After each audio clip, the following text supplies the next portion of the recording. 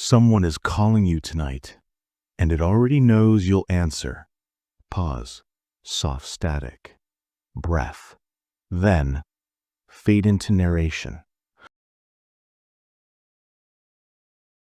There's a small town tucked between the empty highways of Idaho. Locals don't talk much, except about the one rule everyone knows but nobody explains. Don't answer the phone after 3:17 a.m. Not 3:15, not 3:20, exactly 3:17. And if you ask why, the old folks simply shake their heads and say, "It's not the hour you should fear, it's the caller." Most people laugh it off. Evan didn't. He was new in town, 23, trying to get away from a life that was too predictable. Felt too loud. Small town, quiet nights, the kind where you hear your own heartbeat if the fridge stops humming. Perfect for him. Or so he thought. The first week went fine. Nights were peaceful, a little too empty, but it didn't bother him. Until the call. It happened on a Thursday. Evan woke to a strange pressure in the room, like the whole house was listening to him breathe. He rolled over, squinted at the alarm clock. 3:17 a.m. Exactly. The phone on the table lit up. Private number. Ringing.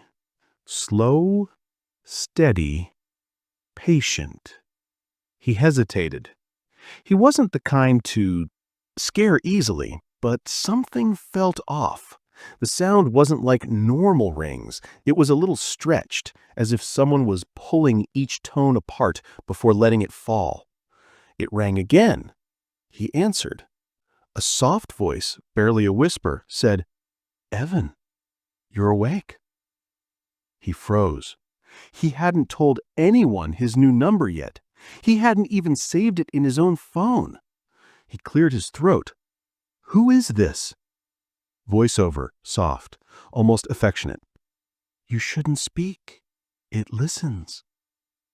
Then the call ended, just like that. The room felt colder.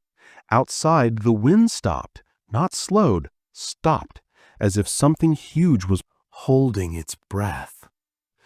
He sat there until dawn, lights on, staring at the phone like it might move on its own. Next day, he asked his neighbor, Marla, the only person in town who'd given him cookies when he arrived. She stiffened the second he asked about 3:17 a.m. "You didn't answer it, did you?" He didn't reply. Marla whispered, "Don't talk about it. Don't think about it.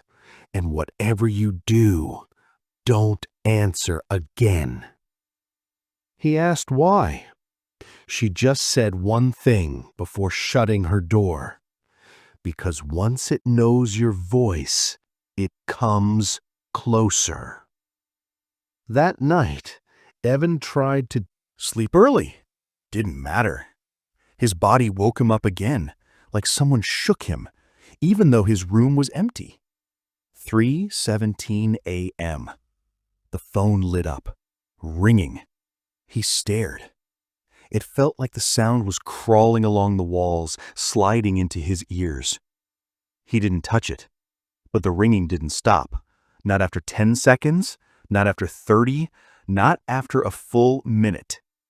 It just kept going, steady and patient, like something on the other end wasn't calling, but waiting. Finally, just as he started to reach for it, it stopped. Silence. A silence so heavy it felt like someone else was breathing in the room. He whispered into the darkness, "Who are you?"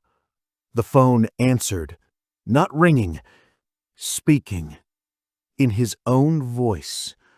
"Evan, open the door." His blood ran cold. There were footsteps on the porch. Slow, dragging. Something moving just outside the house. something that sounded like it had too many joints or not enough strength to carry itself properly. He backed away from the door.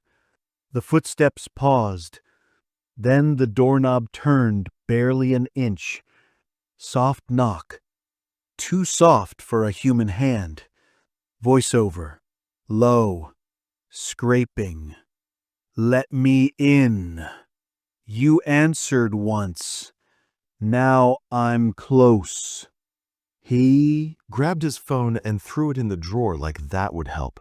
The knocking stopped, but the breathing didn't. Evan didn't sleep the rest of the night. The next morning, he shoved furniture against the door, but deep down he knew it wouldn't matter. Marla saw him pacing outside and finally spoke. "You can't escape it, but maybe you can outwait it." He asked how. Marla looked around nervously, then whispered, "Don't answer again, not once. It loses strength after 3 nights if you ignore it." He nodded. He could do that. Just ignore the calls. Night 1, 3:17 a.m. The phone rang. He didn't answer. Something scraped along the outside wall, but he stayed silent. Night 2, 3:17 a.m. The caller whispered through the phone speaker, even though he didn't touch it. "Evan, I'm in the hallway." His bedroom door creaked open on its own. He didn't react, didn't move. He kept his eyes shut until sunrise. Night 3, 3:17 a.m. The ringing was louder, faster, like dozens of phones ringing from under the floorboards, the walls, inside the mattress. He refused to answer. The noise grew furious, then stopped, all at once, like a switch flipped. Silence returned. Warm. No pressure, no cold, no presence. Evan exhaled for the first time in 3 nights. He did it. He survived. He finally slept. He woke around 9 a.m. to sunlight. Phone on the table. Still. Normal. He laughed to himself, shaky but relieved. Then he saw the voicemail icon. 1. New. Message. His stomach twisted. He hadn't touched the phone all night. He pressed play. His own voice spoke, but not from the call, from inside his house. "I told you I was in the hallway." Something cold brushed his neck from behind. The voicemail continued, whispering, "And now I'm in your room." Cut to black. Voiceover, slow, final. "If your phone rings at 3:17 a.m., don't answer. But if you already did, don't turn around. Pause. Subscribe before your screen goes dark. This is the digital nightmare." Someone is calling you tonight, and it already knows you'll answer. Pause. Soft static. Breath. Then fade into narration. There's a small town tucked between the empty highways of Idaho. Locals don't talk much, except about the one rule everyone knows, but nobody explains.